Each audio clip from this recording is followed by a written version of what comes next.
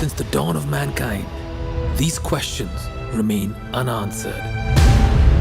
Are we alone in the universe? What is the meaning of life? Why am I still single? What is my wife thinking? So we decided to ask Gurudev everything on... Gurudev, the topic for the AGA is love, relationship, marriage. We have a bunch of them. Well, I am not experienced in this, let me tell you. The topic is hair Well, we anyway went ahead and asked him everything on love. How do I know that I have found my soulmate? Marriage. Gurudev, why aren't you married? Relationships. How to strike the perfect balance between mother and wife? This is really a skill. Only you have to pray to God to give you that skill.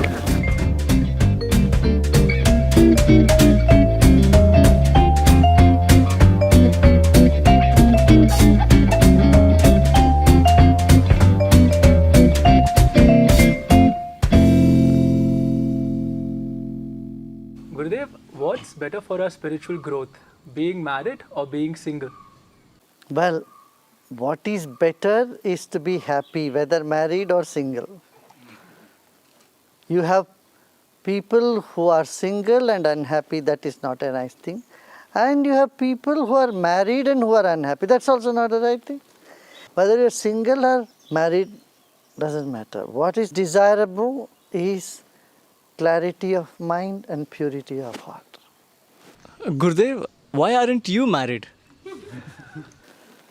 Well, I'm married to a thing called Art of Living.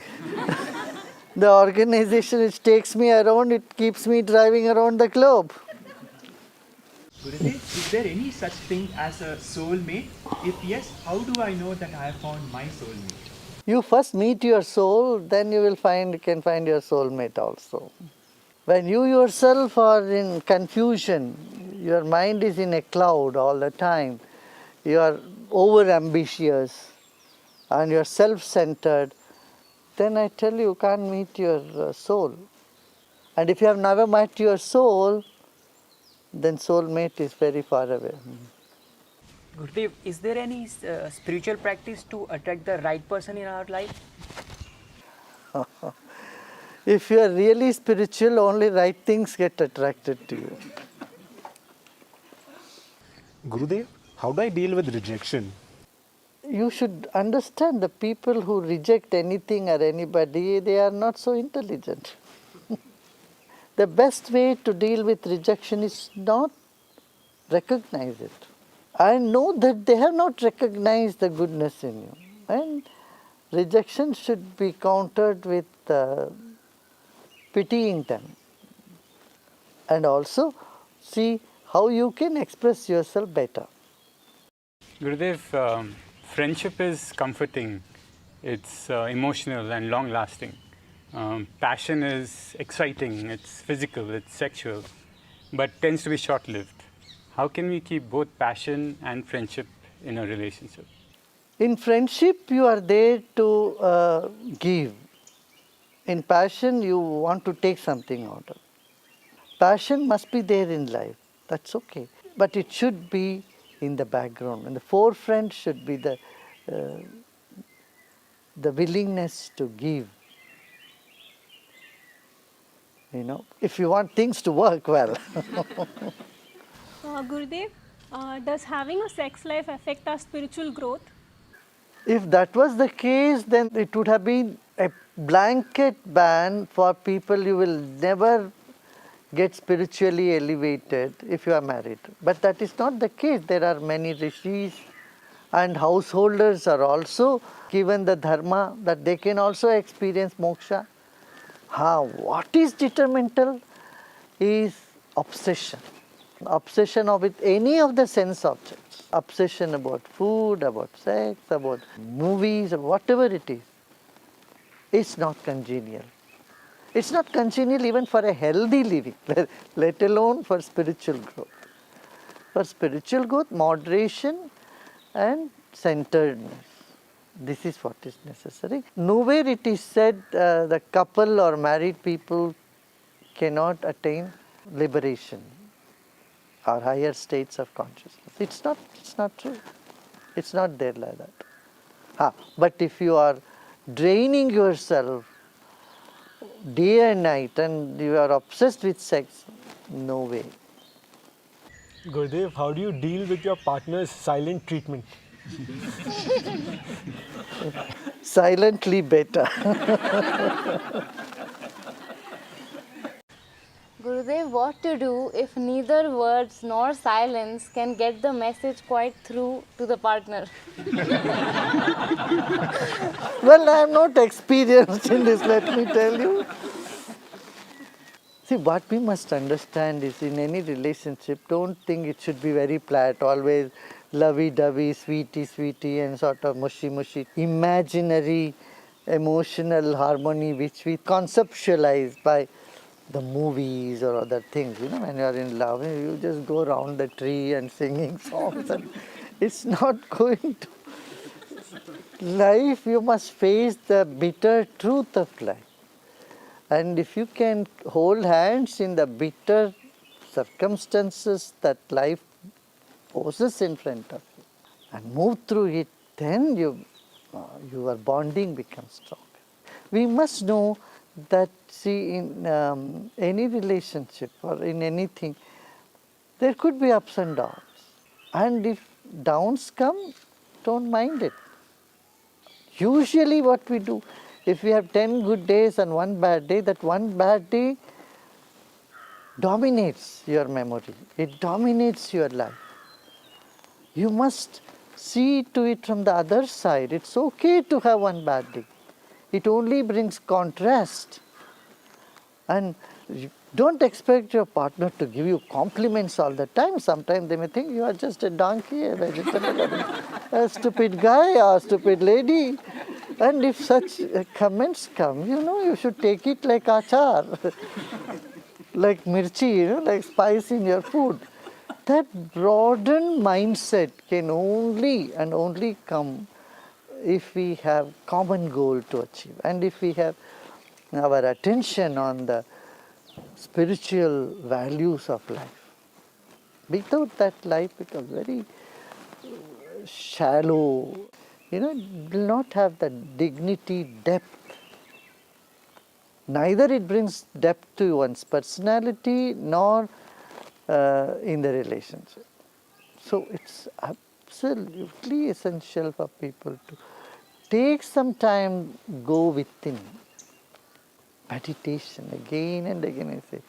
If you keep meditating, you don't store your stress and one day pour it on your spouse or on your partner.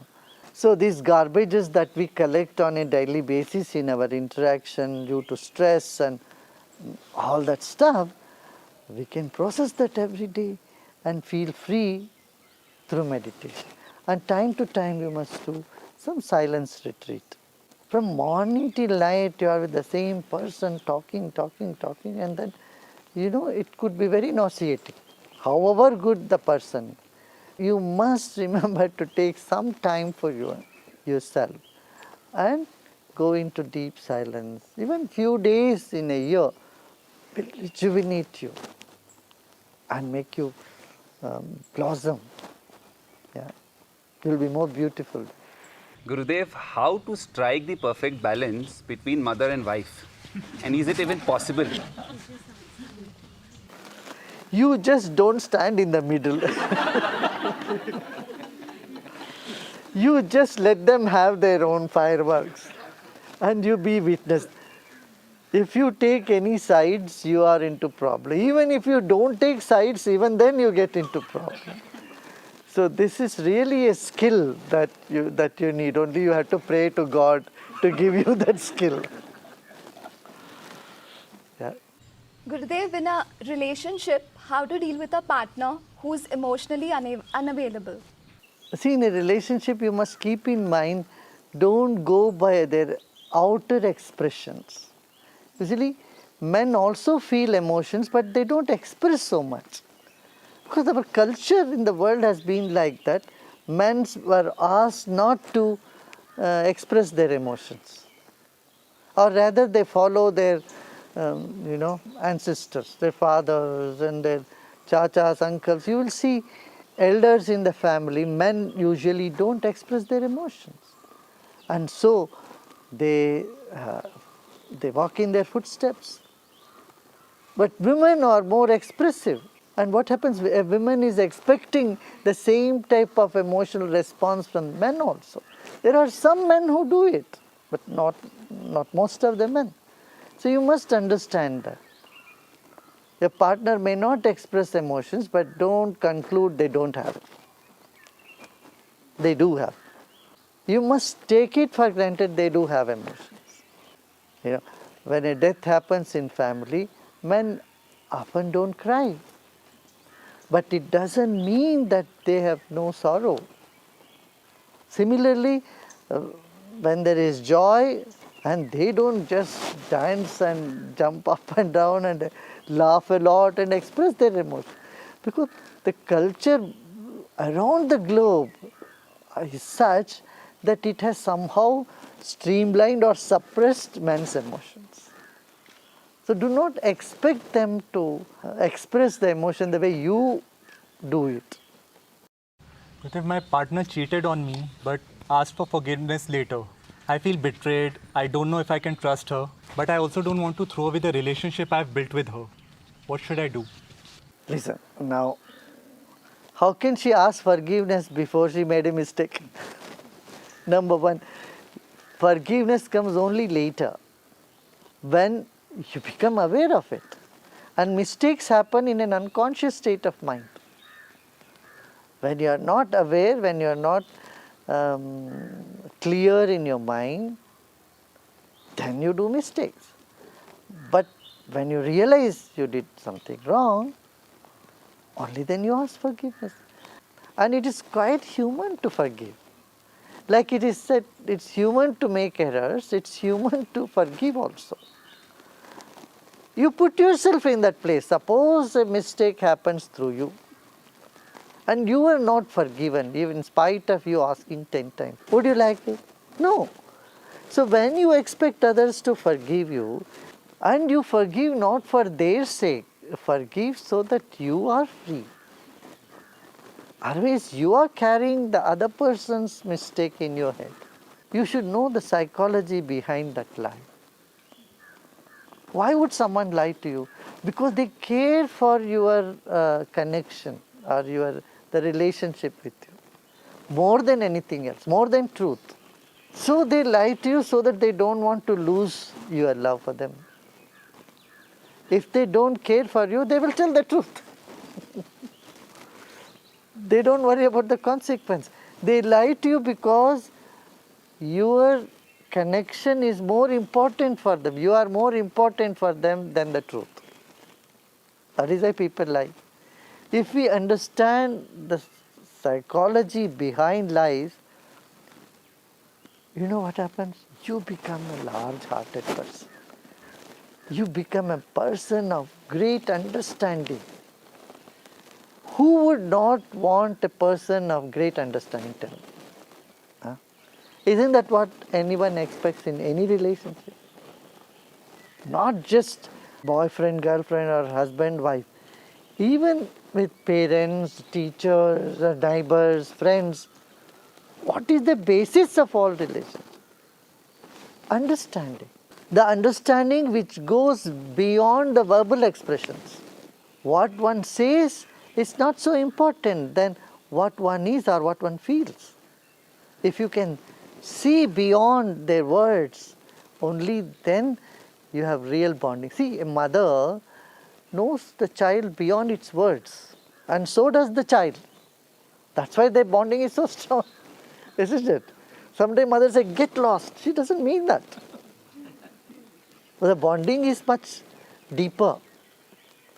So any relationship can only move on when the bonding is not just on the verbal or expression of their feelings, emotions, or even action. It should be seen much beyond that. then that bonding is the true bonding. Gurudev, when someone asks or proposes for marriage, how do we decide whether we go ahead, whether this could be a long lasting or not? Sometimes it seems like a good idea, sometimes it seems maybe not. So, how do we get past this conflict? Well, this conflict will continue even after marriage. Our mind always fluctuates. That is the nature of mind. Why about relationship? You just go to a restaurant and you take some time to order. But if you keep discussing or judging which one to take, and you will remain hungry for the whole time. So somewhere we have to see, it has to be a combination of your head and heart. You cannot just decide things that matter to your life only through your head, only through logic. Because logic changes and logic depends on your limited understanding. That's why you must use that something that you have, that's intuition. Tap into that. And to tap into intuition, there is no other way than meditation. Okay? Gurudev, what would your advice be for young couples looking to start a family? My blessings? Go ahead.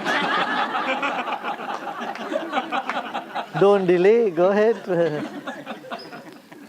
If you are delaying too much, then the generation gap becomes bigger. I would say go ahead. Gurudev, sometimes it seems that having children on the path is an obstacle, as one gets less time to do sadhana, seva and be with you. Is it like that? It's completely an individual choice. There are people with children, they still do a lot of good work in society. That need not be the case. You see, and there are people who are single who just waste their time. They do very little, anything significant in their life. So you cannot put the blame on the kids, you see. Oh, I have kids, so I cannot do this. These are all just our concepts that we build over the period of time. If you want to do some good work, seva, if you want to do sadhana, you can do in spite of all the responsibility. But if you prefer to do something much bigger and travel more or do some good work in society, then it is your choice. Then it's good, yes. Children do take lot of your energy, they take lot of your attention, they take a big chunk of your time, no doubt. Gurudev, how does one move on after a painful divorce? You should feel like a free bird. You know, I was in a cage, oh my God, good, I am out. Where I was stuck in this beautiful world with so many people, 7 billion people, 3 billion people whom I could have had bigger, better choices. And I got into a cage with somebody, made myself miserable, thank God, thank myself. You should be happy. When you're moved out and you got divorced, then you should simply be flying. Why did you get divorced? So that you want freedom, you want to be happy. And even after getting divorced, if you keep thinking about the past, then that divorce has not served the purpose. You could as well have been miserable being in the relationship.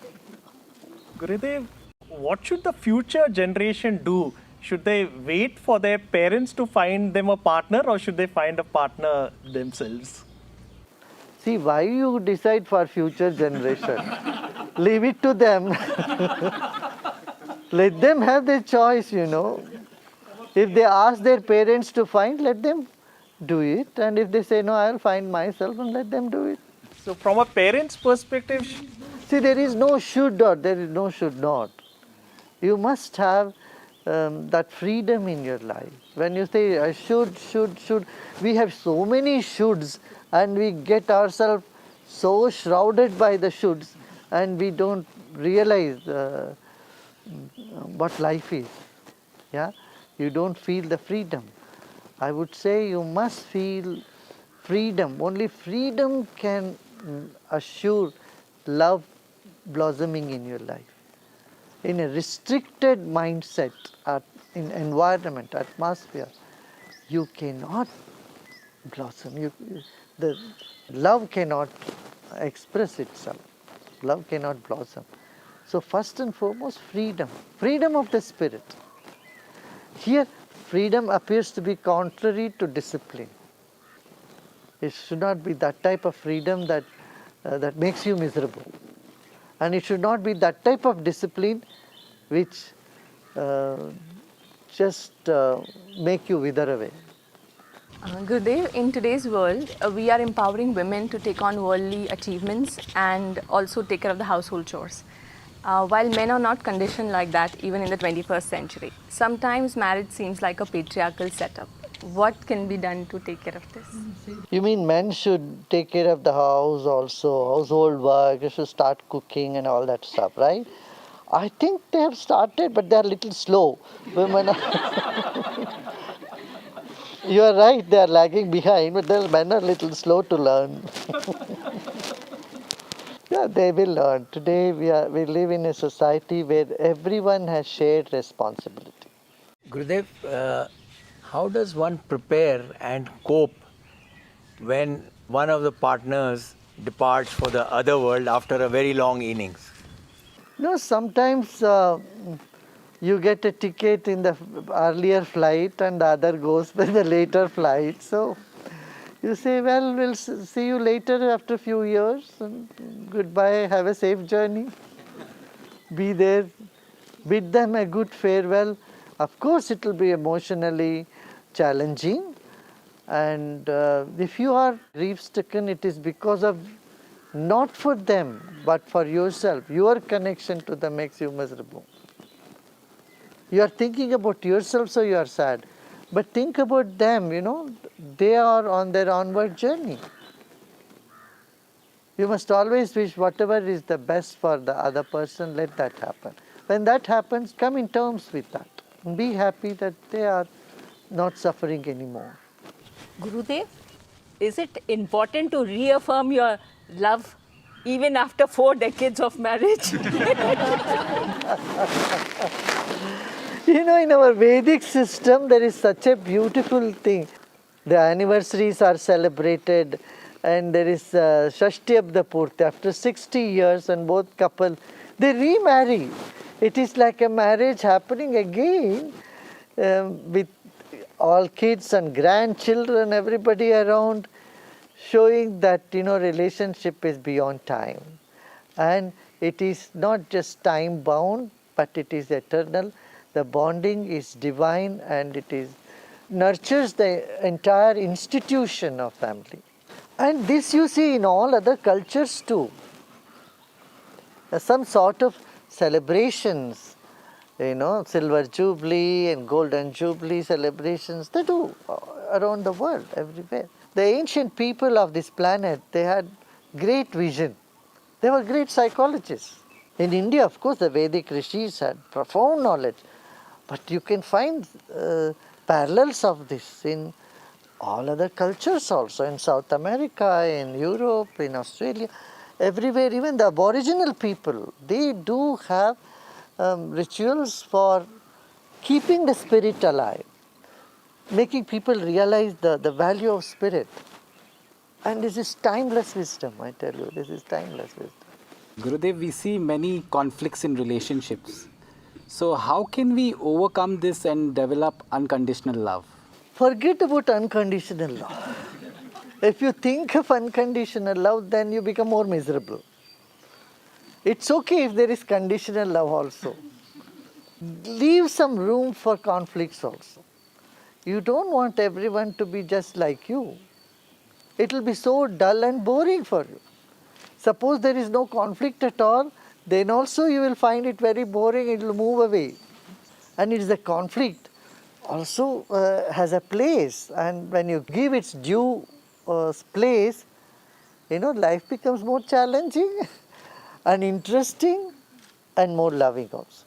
Humor is very essential in life, and especially in relationship. It can ease the anger, it can bring down the high temperature that you get on by some serious dialogue. See, even differences can remain. But when there is humor, it won't be harmful. Without humor, the differences can divide you and put you in different corners. But humor is a binding force. And how do you cultivate humor? Not by watching some humor show. No, it comes with a total sense of integrity from within you. Integrity can create on one side anger, on another side humor. So it's better to bring humor in life, and which is just a reflection of an integrated personality, a strong and pleasant personality. Gurudev, is there a difference between court marriages and traditional marriages? Are Hindu marriage rituals, do they have an impact on the quality of one's marriage, Gurudev? Well, court marriage is for legal purposes, but a ritual has some significance. Naming ceremony, marriage ceremony, final rites in life, all these rituals are profound and they do make sense, you know. And it is an emotional and spiritual bonding that happens in the Hindu rituals. And the 7 steps you take or 7 vows you take, and you take the entire cosmos as your witness. See, fire is everywhere. If there is no fire, there is no life on planet Earth. So you make the sun, moon, fire, water, earth, these elements of creation as your witness for the marriage. It has so much depth. You know, it is amazing. Even the mantra, shlokas that are read in Vedic ritual, if you understand the meaning of it, it just takes someone to a very different level of bonding altogether. Gurudev, if divine love is the ultimate relationship that one can experience in this life, where does the need to be in a romantic relationship arise from? When this realization happens, then you have romance with the entire creation. A divine is not somewhere sitting in the heaven. Divine is in the very core of the whole existence.